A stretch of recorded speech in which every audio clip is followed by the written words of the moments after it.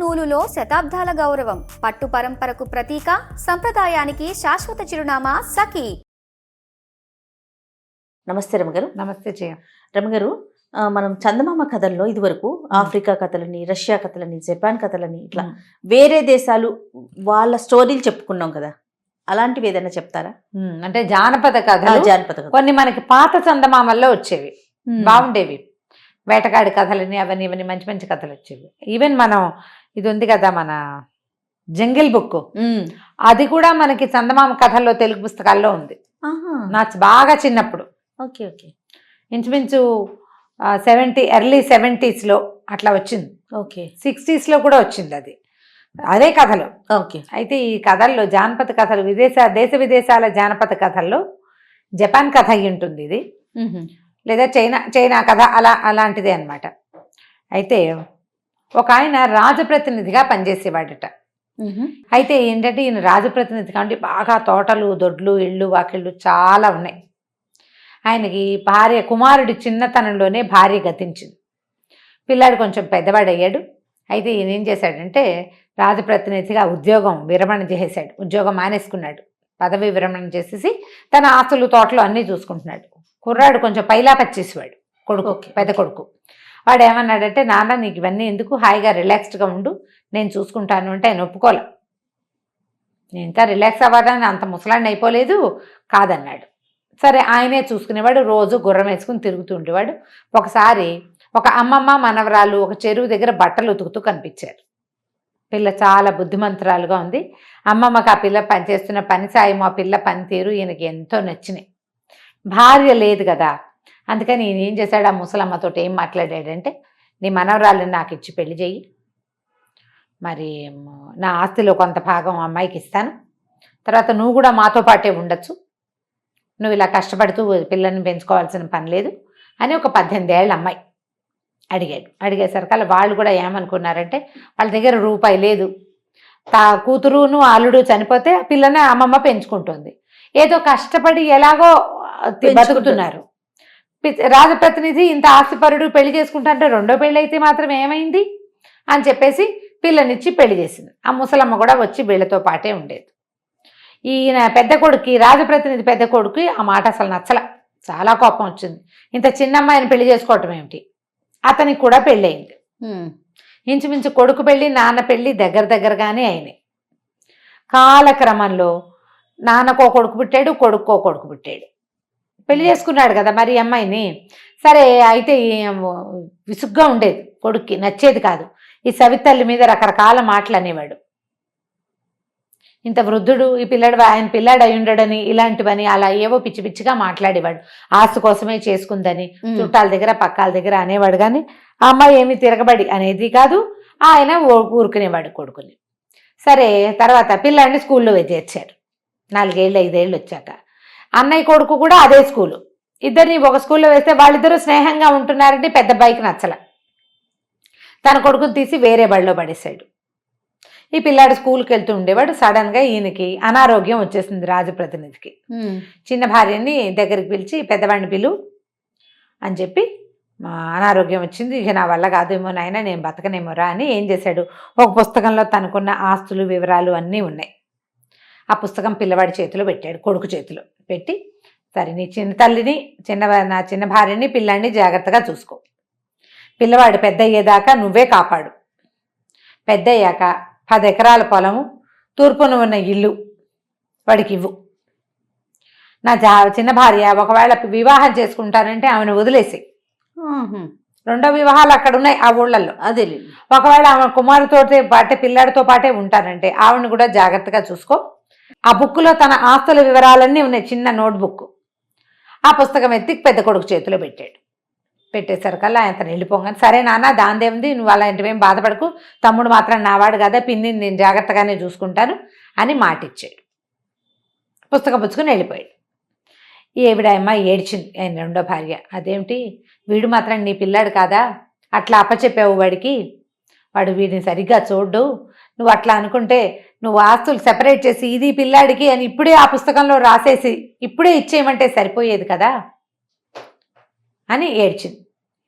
అనేసరికి ఆయన అన్నాడు, కాదమ్మా నీకు తెలీదు, నేను ఈ పిల్లాడికి ఈ ఆస్తి అని నేను ఇప్పుడే గనక పెట్టేశానా, వాడు దుర్మార్గుడు పెద్దవాడు, పిల్లాడిని చంపేస్తే అదంతా వాడికే వెళ్ళిపోతుంది.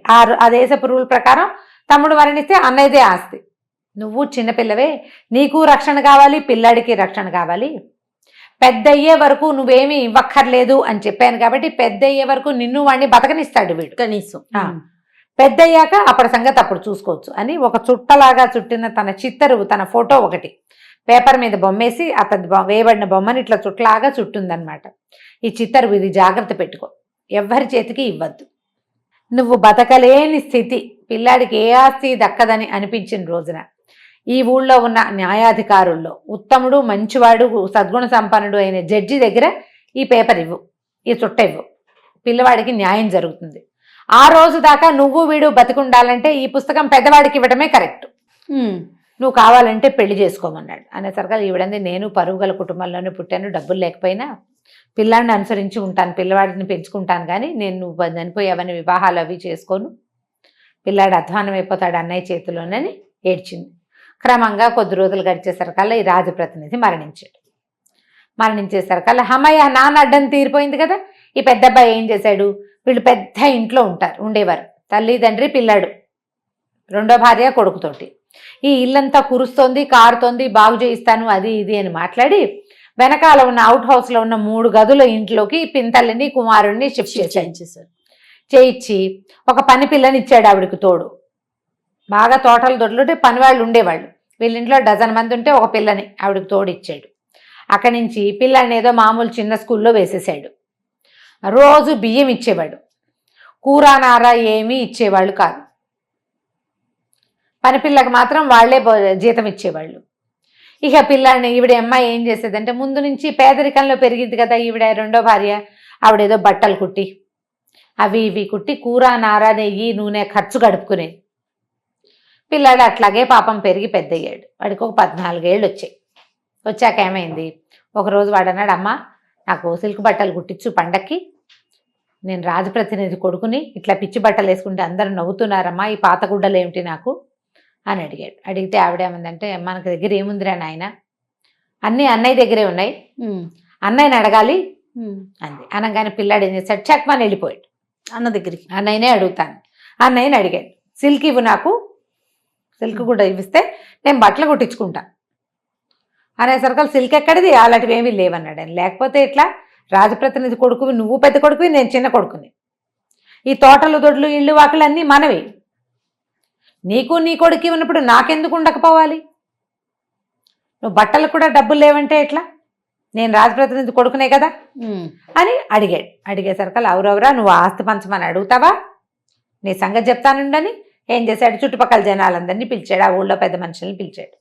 మా నాన్న పిల్లాడిని చూసుకోమని, మా పింతల్ని చూసుకోమని నాకు అప్పచెప్పాడు, పుస్తకం అప్పచెప్పాడు, ఆవిడ ఎదురుగుండానే మా నాన్న చెప్పాడు, పిల్లాడికి బుద్ధి వచ్చాక వాడికి 10 ఎకరాల పొలము తూర్పున ఉన్న ఇల్లు ఇవ్వమని మా నాన్నే చెప్పాడు. ఇప్పుడు వీడు ఆస్తి ఇవ్వు, ఆస్తి వివరాలు అడుగుతున్నాడు, పెద్దవాడైపోయాడు వీడు, అందుకని వీడికి ఇచ్చేస్తానంటే తల్లి లబలబడలాడింది. అయ్యా చిన్నపిల్లాడు, 14 ఏళ్ల వాడు, వాడికి ఏం తెలుస్తుంది, వాడికి ఆస్తి తోటలు దొడ్లు ఏమైనా ఇస్తే వాడు అవన్నీ మేనేజ్ చేసుకోగలడా, చేయలేడు అనేసరికి ఒప్పుకోలే. వీడికి మేనేజ్ చేయలేని వాడు వీడు వచ్చి నన్ను అడిగాడు కదా, ఇప్పుడు నువ్వెట్లా రాజప్రతినిధి కొడుకువో నేను అంతే, నీకు బట్టలకు సిల్క్ ఉన్నప్పుడు నాకెందుకు లేవు సిల్క్ బట్టలు అని అడిగాడు.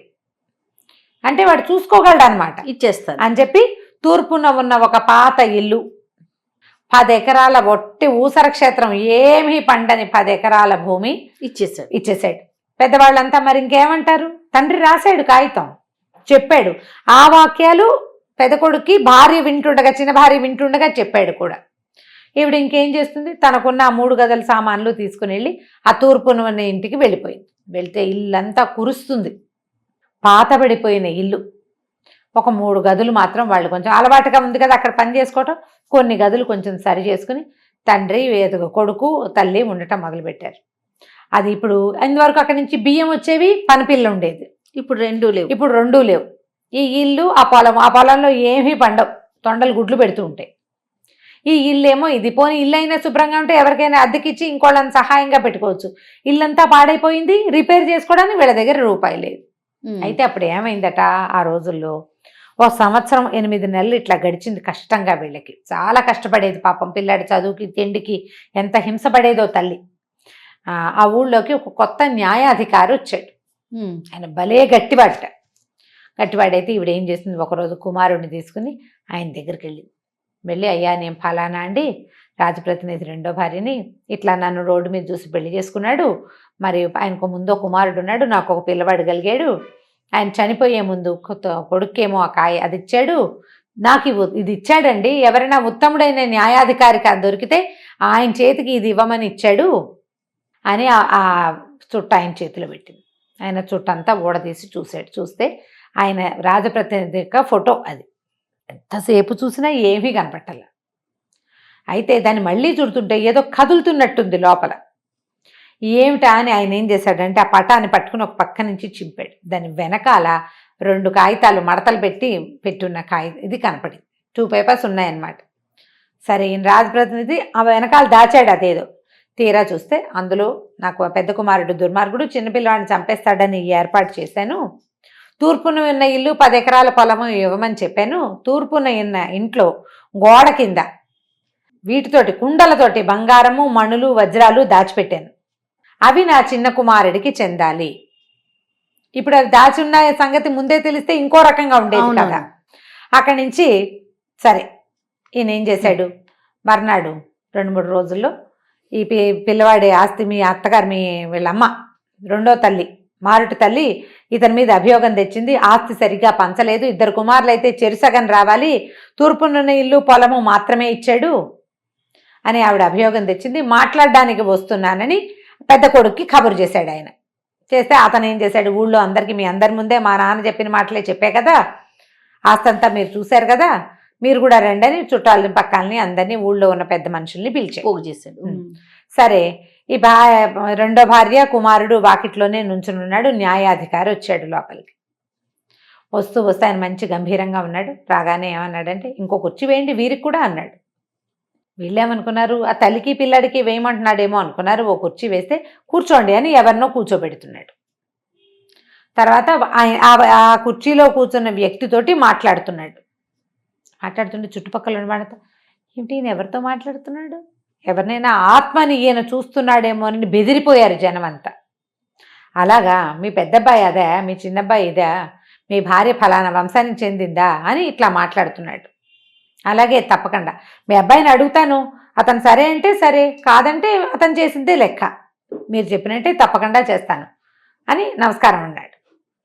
అన్నాక ఈ పెద్ద అబ్బాయి అడిగాడు, ఎవరితోటి మాట్లాడతారంటే మీ నాన్నగారట.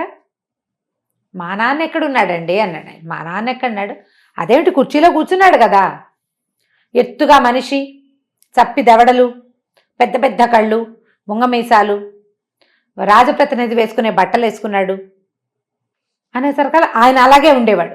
పెద్ద పెద్ద కళ్ళు ఆయనవి, దవడలు ఇట్లా కొంచెం పైన ఎత్తుగా ఉంటే కిందకి చప్పిగా ఉంటాయి, పొడుగాటివాడు. రాజప్రతినిధి వేసుకునే బట్టలు వేసుకుని గుర్రం దిగాడు వాకిట్లో, నల్ల గుర్రం అనేసరికి అందరు అవునవును రాజప్రతినిధే ఆయనే ఇక్కడ కూర్చున్నాడు నా పక్కన, నాకు చెప్పాడు మీ ఆస్తి వివరాలు అనేసరికి జనం అంతా నిర్ఘాంతపోయారు. ఏం చెప్పారు, మా నాన్న చెప్పిందే చేస్తాను అన్నాడు పెద్ద కొడుకు. మా నాన్నే చెప్పాడు కాబట్టి ఇప్పుడు మిగిలిన ఆస్తిలో మా తమ్ముడికి ఏం లేదు, ఆయన చెప్పినట్టుగా చేశాను. సరే అయితే దీనికి ఖరారైనా అన్నాడు ఆయన. 100% ఆ పొలం వాడిదే, ఆ ఇల్లు వాడిదే, నేను అందులో నుంచి ఏమీ ఆశించను, వాళ్ళకే ఇచ్చేస్తాను అన్నాడు. సరే అయితే అని, అయ్యా అందరూ వినండి, ఇప్పుడే ఇక్కడ కూర్చుని వెళ్ళినటువంటి రాజప్రతినిధి గారు చెప్పాడు, ఆ తూర్పున ఉన్న ఇంట్లో గోడ కింద ఒక కుండలో బంగారు నాణేలు, ఒక కుండలో వజ్రాలు, ఒక కుండలో వైఢూర్యాలు, ఇట్లా 8 కుండలతోటి బంగారము వజ్రాలు దాచిపెట్టాడు. అది తన చిన్న కుమారుడికే చెందుతుంది. ఊసర క్షేత్రం, ఇంకా పొలం, ఆ పొలం ఉన్నా లేకపోయినా ఇబ్బంది ఏం లేదు, అది ఆ ఇంటిని ఆనుకుని ఉన్న పొలం, అతను ఇంకా ఇల్లు కట్టుకుంటాడు, వెనక్కి పెద్ద రాజభవనం కట్టుకోవచ్చు ఈ డబ్బులతోటి అనగానే పెద్ద కుమారుడు నిర్ఘాంతపోయాడు. తమ్ముడు నేను చెరిసగం అని పంచుకుని ఉంటే ఆ కుండల్లో ఉన్న ఈ కోట్ల రూపాయలంతా సగం 4 కుండలు ఇటు వచ్చేవి, 4 కుండలు గ్యారంటీగా వచ్చేవి కదా, మిగిలిన ఆస్తి దాంట్లో 10వ వంతు కూడా రాదు. కుమిరిపోయాడు, ఏం చెయ్యాలో తెలియక అందరి ముందు ఒప్పుకున్నాడు. ఇక ఏం చేస్తాడు, నోరు గట్టిగా మూసుకుని ఊరుకున్నాడు. ఈయన బయటికి వెళ్తూ, అమ్మ నీ భర్త ఆ చిత్తరువు ఎందుకు పంపించాడంటే ఆ ముఖాన్ని ఆయన ఎట్లా చెప్పాడు ఆ గుర్తులు ఆయనకు తెలియదు రాజప్రతినిధి ఎవరో. కేవలం ఆ ఫోటోలో ఉన్న వ్యక్తి నల్లటి గుర్రవెక్కి కూర్చున్నటువంటి ఆ వ్యక్తి ఫోటో చూసి ఆయన్ని వర్ణించాడు ఇక్కడ. అంతే. ఆయన రాలా పెట్ల, జస్ట్ వీళ్ళని అట్లా మభ్యపెట్టాడు అనమాట. ఇప్పుడు రేపొద్దున కనుక ఆ కుర్రాడికి అక్కడ వజ్రాలు వైడూర్యాలు దొరికితే ఇది మా నాన్న ఆస్తి నాకు సగం కావాలని వాడు అన్నయ్య. నలుగురిలో అతన్ని ఇంకా ఏమీ అనడానికి వీల్లేని పరిస్థితి కల్పించిన తర్వాతే ఆ కుర్రాడికి, ఎందుకంటే ఈ 15 సంవత్సరాలు ఆ పిర్రాడు పెరిగితే వాడికి పాపం ఏమి తిండికి కూడా బట్టలకు కూడా గతి లేకుండా చేశాడు అన్నయ్య. తనతో సమానంగా తమ్ముడిని చూసుంటే బాగుండేది. మనం ఆలోచించకుండా పనిచేస్తాం. ఈ ఆలోచించకుండా రేపేమవుతుందో అన్న ఊహ లేకుండా పనిచేసే వాళ్ళందరికీ ఇలాంటి శాస్తే జరుగుతుందని చెప్పబడే కథల్లో ఇదొక కథ. సూపర్, బాగుంది కదా వీలునామా కథ. చాలా బాగుంది రమ్మగారు. నమస్తే. నమస్తే జయ.